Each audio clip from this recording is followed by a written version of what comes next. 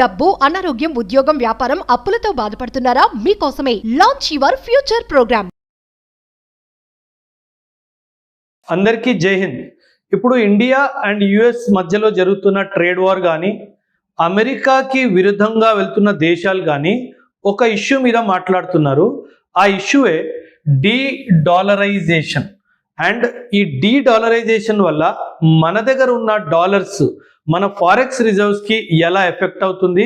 And చాలామంది మన ప్రభుత్వం ఇప్పుడు గోల్డ్ ఎక్కువగా కొనుక్కోవాలి, మరెన్నో విషయాలు ఈ టాపిక్కి సంబంధించి ఈ వీడియోలో మాట్లాడతాను, జాగ్రత్తగా వినండి. ఫస్ట్ ఆఫ్ ఆల్, మన దేశంలో ఫారెక్స్ రిజర్వ్స్ అని ఆర్బీఐ దగ్గర ఫారెక్స్ రిజర్వ్స్ అని చెప్పేసి ఉంటాయి. మనకి ఎలాగైతే మన ఇంట్లో సేవింగ్స్ ఉంటాయో మన డబ్బులు, అలా మన దేశం డబ్బులు కూడా ఆర్బీఐ సేవ్ చేస్తుంది. దాన్ని ఫారెక్స్ రిజర్వ్స్ అంటారు. ఫారెక్స్ అంటే ఫారిన్ కరెన్సీ అన్నమాట. ఫారిన్ కరెన్సీని ఫారెక్స్ అంటారు. రిజర్వ్స్ అంటే మనం దాచుకున్న డబ్బు. మనం అంటాం కదా సర్ప్లస్. మనకి నెలవారీ జీతంలో మనం 5,000 10,000 ఎలాగైతే సేవ్ చేసుకుంటామో అలా మనం సంపాదించిన డాలర్స్లో సేవ్ చేసుకొని ఆర్బీఐ రిజర్వ్స్ మెయింటైన్ చేస్తుంది. మనం దీన్ని మన సేవింగ్స్ అని కూడా అనొచ్చు. ఇప్పుడు మనం ఆర్బీఐ ఫారెక్స్ రిజర్వ్స్ చూసుకుంటే గనక అందులో ముఖ్యంగా 3 కాంపోనెంట్స్ ఉంటాయి. అందులో డాలర్ కాంపోనెంట్ చాలా పెద్ద ఎత్తున ఉంటుంది. ఆ తర్వాత గోల్డ్, ఆ తర్వాత ఐఎంఎఫ్ కరెన్సీ అని చెప్పేసి ఉంటుంది. ఈ 3 ఏంటో చెప్తాను, వినండి. ఈ dollar, gold and IMF currency, ఈ 3 కలిపితే మన ఫారెక్స్ రిజర్వ్ తయారవుతుంది. అండ్ ఈరోజు డేట్లో మన దగ్గర ఉన్న ఫారెక్స్ రిజర్వ్స్ $704 బిలియన్. అంటే దీన్ని ఎప్పుడు డాలర్స్లోనే మెజర్ చేస్తారు. మనం డాలర్ ఒక్కటే తీసుకుంటే గనక మన దగ్గర దాదాపు $616 బిలియన్ అమెరికన్ డాలర్స్ ఉన్నాయి. అండ్ గోల్డ్ రిజర్వ్స్ వచ్చేసి దాదాపు $65 బిలియన్ గోల్డ్స్ ఉన్నాయి. అండ్ అరౌండ్ $18 బిలియన్ వరకు మన దగ్గర ఐఎంఎఫ్ కరెన్సీ కూడా ఉంది. ఐఎంఎఫ్ కరెన్సీ ఎలా అంటే ఒక basket of currencies, 5 currencies average తీసుకొని ఐఎంఎఫ్ కరెన్సీ తయారు చేయబడుతుంది. ఇప్పుడు అందరూ ఏమంటున్నారంటే అమెరికా ఎలాగైతే ఇప్పుడు ట్రేడ్ వార్ చేస్తుందో మొత్తం ప్రపంచంలో డాలర్ని ముఖ్యంగా వాడతారు కాబట్టి అమెరికా డాలర్తో ఎప్పుడైనా మనల్ని కంట్రోల్ చేయొచ్చు, అందుకే మనం డీ-డాలరైజేషన్ చేయాలి అని మాట్లాడుతున్నారు. అండ్ మన ప్రభుత్వం దగ్గర ఆల్రెడీ $616 బిలియన్ ఉన్నాయి. ఇప్పుడు ఈ డాలర్ రేట్ వరల్డ్లో అసలు ఎలా పెరుగుతుంది, ఎలా తగ్గుతుందో చెప్తాను, వినండి. ప్రపంచ దేశాలందరూ వాళ్ళ రిజర్వ్స్ ముఖ్యంగా డాలర్స్లోనే పెట్టుకుంటారు. ఈ డాలర్స్లో ఎందుకు పెట్టుకుంటారంటే dollar is considered to be the most stable currency అనమాట. సో అందుకే సాధారణంగా కంట్రీస్ అన్ని డాలర్స్లో పెట్టుకుంటాయి వాళ్ళ సేవింగ్స్. కానీ ఇప్పుడు జనాలు ఏమంటున్నారంటే, అన్ని కంట్రీస్ ఏమంటున్నాయంటే మేము గోల్డ్కి షిఫ్ట్ అవుతాము అని అంటున్నారు.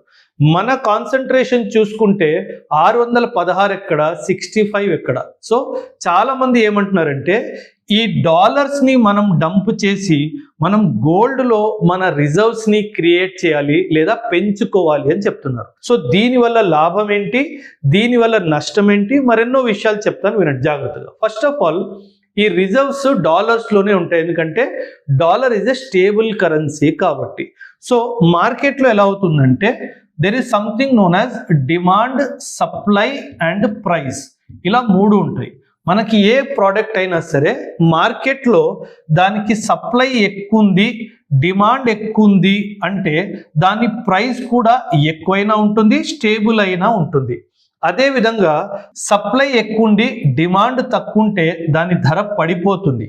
బట్ అదేవిధంగా సప్లై తక్కువ ఉండి డిమాండ్ ఎక్కువ ఉంటే ఖచ్చితంగా దాని ప్రైస్ పెరిగిపోతుంది. ఎప్పుడైనా సరే డాలర్ ఈ పొజిషన్లో ఉంటుంది. ఎందుకు ఇలా ఉంటుందంటే డాలర్ సప్లైని అమెరికా కంట్రోల్ చేస్తుంది.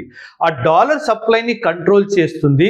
దాని స్టెబిలిటీ వల్ల, దాని డిమాండ్ ఎక్కువడం వల్ల దాని ప్రైస్ ఎప్పుడూ పెరుగుతూనే ఉంటుంది. అందుకే మనం గమనిస్తున్నాము ఈరోజు $1 దాదాపు 87 రూపాయలు దాకా వెళ్ళిపోయింది.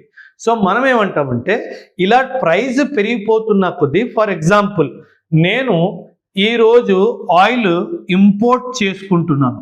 అంటే ఇప్పుడు నేను ఆయిల్ ఇంపోర్ట్ చేసుకోవాలి, $1 నేను ఇచ్చి ఆయిల్ తెచ్చుకోవాలి అంటే నేను 87 రూపాయలు ఇవ్వాలి.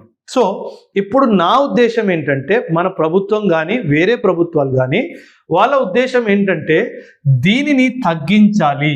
ఈ ఎక్స్చేంజ్ రేట్ అంటారు దీన్ని, ఈ ఎక్స్చేంజ్ రేట్ని తగ్గించాలి. సో ఈ ఎక్స్చేంజ్ రేట్ని తగ్గించాలి అంటే మనం ఒక పని చేయాలి. ఎలాగైతే సప్లై తగ్గించడం వల్ల డిమాండ్ పెరుగుతడం కానీ డిమాండ్ కాన్స్టెంట్గా ఉండడం వల్ల ప్రైస్ పెరుగుతుందో, మనం ఈ సప్లైని ఇంక్రీజ్ చేయాలి. ఈ సప్లైని ఇంక్రీజ్ చేయాలి అంటే మనం ఏం చేయాలి? మన దగ్గర ఉన్న డాలర్ని తీసుకెళ్ళి ఇంటర్నేషనల్ మార్కెట్లో సప్లై విధంగా డంప్ చేయాలి. అప్పుడు ఏమవుతుంది? డాలర్ సప్లై పెరిగిపోతుంది, డిమాండ్ కాన్స్టెంట్గా ఉంది అనుకోండి, ఆటోమేటిక్ డాలర్ ధర పడిపోతుంది. ఈ డాలర్ ఎక్స్చేంజ్ రేట్ పడిపోయింది అనుకోండి, ఇది మేబీ $1 = 70 రూపీస్ రావచ్చు, $1 = 75 రూపీస్ కూడా రావచ్చు. ఇలా కంపారిజన్లో ఎక్స్చేంజ్ రేట్ పడిపోతే మనం $1కి తక్కువ డబ్బులు ఇచ్చి మన ఇంపోర్ట్ బిల్ కాస్ట్ కూడా పడిపోతుంది. అండ్ మనం ఎందుకు చేయాలి ఇదంటే 2 కారణాలు.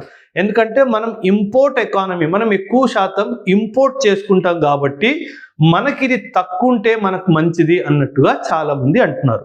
రెండో విషయం ఏంటంటే, కానీ ఒకవేళ మన ఎకానమీ ఎక్స్పోర్ట్ లెడ్ ఎకానమీ అనుకోండి, కాకపోతే మన ఎకానమీ ఎక్స్పోర్ట్ లెడ్ అంటే అప్పుడు $1 = 87 అని మాట్లాడుకున్నాం కదా, $1 = 70 రూపీస్ అయ్యింది అనుకోండి, అప్పుడు ఏమవుతుందంటే మన ఎక్స్పోర్ట్స్ కూడా నెగటివ్ ఎఫెక్ట్ అవుతాయి. ఎక్స్పోర్ట్స్ కూడా నెగటివ్ ఎఫెక్ట్ అవుతాయి. అందుకే మన ప్రభుత్వం ముందుగానే ఏం చేసిందంటే, నేను ఇప్పుడు చాలా ఎక్స్పోర్ట్స్లో నేను అసలు ఈ ఎక్స్చేంజ్ రేట్ గొడవ లేకుండా నేను రూపీలోనే ట్రేడ్ చేస్తాను అని చెప్పేసింది. ఈ రూపీలోనే ట్రేడ్ చేయడం వల్ల ఏమవుతుందంటే, మనకి డాలర్కి రూపాయికి ఎక్స్చేంజ్ రేట్ తగ్గిపోయినా మనకి నెగటివ్ ఎఫెక్ట్ ఉండదు. అండ్ మనం ఇలా డబ్బులు, ఈ డాలర్స్ మన రిజర్వ్స్ నుంచి తీసేసి మనం బంగారం పెంచాలి.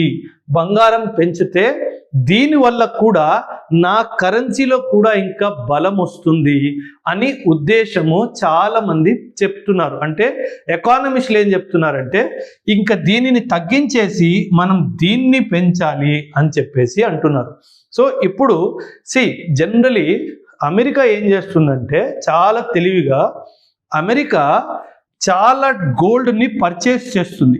అమెరికా చాలా గోల్డ్ని పర్చేస్ చేస్తుంది, కానీ దీన్ని అఫీషియల్గా డిక్లేర్ చెయ్యదు. ఎందుకు అఫీషియల్గా డిక్లేర్ చేయదంటే దానికి చాలా కారణాలు ఉన్నాయి. సో ఇప్పుడు ఏమవుతుందంటే, కరెన్సీకి బలం, కరెన్సీకి స్ట్రెంగ్త్ గోల్డ్ హోల్డింగ్స్ నుంచి వస్తుంది. కరెన్సీకి స్ట్రెంగ్త్ ఎక్కడి నుంచి వస్తుంది? గోల్డ్ హోల్డింగ్స్ నుంచి వస్తుంది. అంటే మన రూపాయి విలువ, మన దేశం దగ్గర ఎంత గోల్డ్ ఉందో దాని మీద కూడా చాలా శాతం వరకు డిపెండ్ అయి ఉంటుంది. సో మన దగ్గర గోల్డ్ పెరిగిందంటే మన రూపాయి బలం కూడా పెరుగుతుంది. కానీ అమెరికా ఏం చేస్తుందంటే, ఎవ్వరికీ చెప్పకుండా సీక్రెట్గా గోల్డ్ని హోల్డ్ చేస్తూ ఉంటుంది.